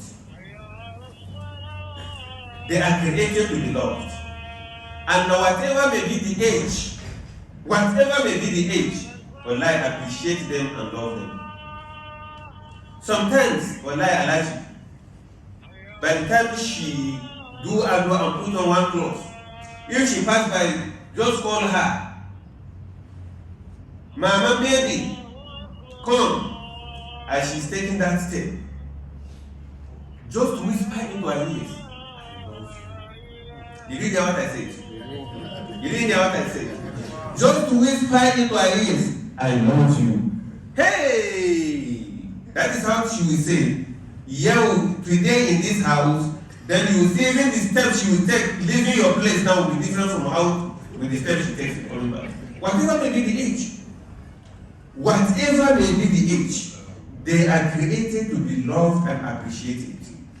You can never get 100% from them, as they don't expect 100% from you. But the little they do, appreciate it. Sometimes just sit down and say, just my own, I just want you to do beauty pageant in my house today. Just walk around there and come down there. Sometimes when you go back and you are coming back from office, buy something. How she dressed in the house, that man, I bought, as if I know that this is what you are going to wear in this house today. I bought a gift for you. Wallahi, that will continue to bring in an everlasting peace in the house. But when she took bath, you know that is one that when they put it, they will say, push it and you see trouble. You know? Or should I continue to name them for you? My sisters are hearing, so I will not mention them. Am I communicating? By the time she put on that body, says, Hashem, how much did they sew this cloth? As if they created you with this fashion. To inside her. Wallahi, whatever may be on her that day of finding your trouble, you have finished her. It's over. Sometimes call her. Take a ride out. Go to Asokoro. Drive to Asokoro and come back. That might just always happy driving out with you. Let's go and relax and come back. I am not saying frequently, but once in a while. Buy shawarma, bring it to the house. These are some of the things. You know, she's already weak in her own nature. You are the one now that is to boost her morale. How do you boost her morale? Show her the what? The love and care. Today I'm tired in this house. How I wish I was around. I would have assisted you to do this. Even if you are there, you will not do. Isn't it? But you can now use the excuse and say, oh, how I wish I was around. These are some of the things she wants to hear. But by the time she says it, I say, so that mommy, you know, you are now adding more salt to what? She's not saying it for anything else but for her to be paid. Paid her. Madam, let's continue. I don't want us to get much on that. Yes. Jazakumullah khairan. Madam, me hukuncin masu sa gele ba su so sa hijab. The issue of hijab, yes, it varies from environment and society to society. But what is very clear is the saying of Allah subhanahu wa ta'ala, Ya ayyuhan nabiyyu kulli azwajika wa banatika ونساء المؤمنين يدنين عليهن من جلابيبهن. Women are just expected to cover themselves, never to expose their what? Their beauty. This hijab has some conditions, about 8 conditions also. In one of the books written by, I've forgotten, 8 conditions of hijab. Let those 8 conditions be fulfilled. Out of those conditions, whatever she's going to put on should never be such that exposes her beauty. Let it be thick. Thick enough. Let it be very free. It shouldn't be the one that is very tight.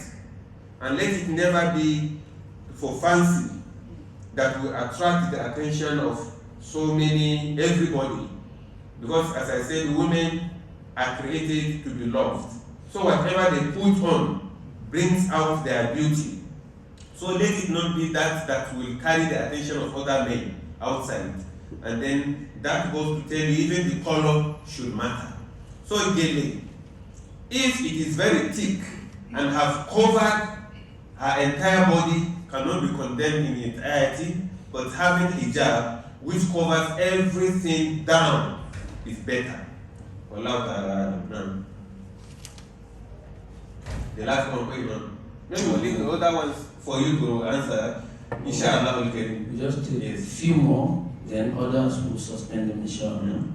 Assalamu alaikum. Please, I have a household and a guard that I feed, and they are not fasting. They are non-Muslims. And now that we are fasting, can I give them food during the day, or I should leave it till the breaking time? No, that will amount. You don't compel them to follow your own religion. Allow them to be on their own religion. It's how you relate with them that may even convince them to also accept what? Islam. So allow them to practice their own religion. You can even render the services to them that will make them to practice their own religion. I don't know that I'm communicating. Give them food as usual. Be kind to them. You don't say because they are not fasting and then you don't cook always, this is no. So long you have agreed to doing that, give them the food when due. What is the position of Islam or opinion of Islam on women vying for elective positions? That is question I leave it for you. Yes. Another one. Assalamu alaikum. Doctor, please explain the concept of permanent day to avoid ambiguity of understanding. Oh, I was just bringing it as an example, and that my sisters, to avoid that permanent day marriages by our men, they should allow, even be the one to pioneer and go out to even search. I know of so many sisters who went out to search for their husbands, whom the person they want them to live together with. And they are living. Many of those such type of marriages now are living harmoniously. It is even the pride of Walida that she's the one that identifies the person her husband is to act as her own partner. So that when the husband is out of the house, she has somebody to discuss with. Do you get what I'm saying? Do you get what I'm saying? Permanent day is being practiced elsewhere. I'm not saying it's in total conformity to the practice or teachings of Islam, but to some extent, men are compelled to doing that. You want to act, and you don't want to commit zina. You don't want to commit zina. I said it happens, or it's happening in Yola, to be precise. It's happening in Yola. Permanent day. It's a language that is very familiar. People are very familiar with that. Sorry, I'm still asking. I hope people from Yola are not here. No? So I am very sorry. But it's very familiar. People from those areas are very familiar with permanent day. And why the permanent day is because of the attitude of the wife at home. So, the man goes out, gets married, leave her elsewhere within the town, collect an apartment for her. Many of the wives at home also knew very well that his husband is having another wife. But that one, permanent day. Here, permanent night.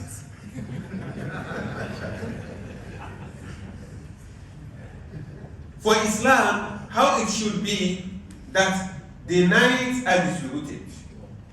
The nights are what? Distributed. Even when you go to the books of fiqh, it talks on the night, distribution of nights. I don't know whether I'm communicating. Distribution of nights, no distribution of day. But now, circumstance has opened another vast area for research. I said it, so many scholars have been contacted, and some are of the opinion that so long all the requirements of marriage are fulfilled, she is his wife. We call it Nisiyah. Huh? Nikah Nisiyah. So, that is why, heads and brothers say permanent today, I know Imam is very familiar with that. He will give you more explanation on that, inshallah. Assalamu alaikum. Alhamdulillah. I'm hearing it for the first time. Well, in fiqh, I've come across Nikah Nisiyah. Or permanent day or permanent night, we'll still come back to Banex Plaza to get more clarification. Jazakumullah khairan. For every single one of us, it's time well spent. May Allah subhanahu wa ta'ala repay all of us back with Al-Jannah for Firdaus. I believe the Sheikh has done justice to this topic, and we are all going home, inshallah, after Salat Zuhur, fulfilled. May Allah make it hujjah, witnesses for all of us, our mothers, our wives. Let me be on their side for now. Sincerely speaking, well, if you say they are trying, it's an understatement. For all the men to be looking well kept here, my Sheikh knows that it's part of their contributions. Abi? They are the backbone. They are the backbones. Allahu Akbar. Let's say Allahu Akbar. May Allah reward all of them with Al-Jannah Firdaus. All of us too, as men, we still have to continue to struggle. That is what Allah has given to us. Alhamdulillah Rabbil Alameen. No more time to say anything again. Well delivered and also well assimilated. Jazakumullahu khairan. And now I have the singular honor and privilege to call on the chairman of the executive members of the estate, Professor Sal Abdullah Ali Yaqub, to present a little token for our guest lecturer. While he does that, I want him to make short statements about Dr. Umar Ali Yanda. In fact, we'll still have more time sometimes, inshallah, after Ramadan. You can't stop him. He's unstoppable, indomitable Imam in the FCT. Assalamu alaikum wa rahmatullahi. Assalamu alaikum wa rahmatullahi ta'ala wa barakatuh. We thank our teacher. Imam said I should say something about our guest lecturer. He has been my teacher for long. I've been taking lessons from him from Usman bin Affan or during the Talims. And then we have worked together in the committee, the mosque committee. As he said, he's also a lecturer, and you can see how he delivered the lecture without note or anything. He's also a lecturer in College of Education. So, yeah, and he has his PhD. You can see from the name and title of your PhD. So he's well versed, and we thank Allah for giving him the opportunity to come and share his knowledge with us. We pray that Allah will make it easier for us to apply what he has shared with us, reward him with Al-Jannah Firdaus, and also reward us for coming to listen to the reminder that he has given to all of us. Once again, Jazakumullah khairan. Thank you. And then on behalf of the Muslim Ummah, we are passing just this little token as an appreciation of thank you, man, very much. Thank you. Jazakumullah khairan. Inshallah, Kareem, our daily tafsir continues tomorrow, 5 to 6, and then until another next week for the episode of annual Ramadan lecture. Next week we'll be expecting the Imam, Imam from An-Nur, inshallah Kareem. Also, Dr. Abdullah Bamba. We'll also be expecting the Chief Imam also of the National Hospital, Sheikh Khidr Al-Hassan. And subsequently we'll be expecting Architect Ben Abdullah. And then we're also envisaging to host our brother Ustaz Abu Bakr Siddiq, One Ummah. Thereafter also we're expecting Sheikh Dr. Abdul Fattah Adiyemi to also dwell more about marital life, marital discourse, ways to Jannah, couples to Jannah, inshallah, and many more until the end of Ramadan. May Allah make it easier for all of us. Subhanakallah wa bihamdik. Ashhadu an la ilaha illa ant. Astaghfiruka wa atubu ilayk. Subhana rabbika rabbil izzati amma yasifun. Wa salamun ala al-mursaleen. Walhamdulillahi rabbil alamin. Sallallahu alayhi wa sallam.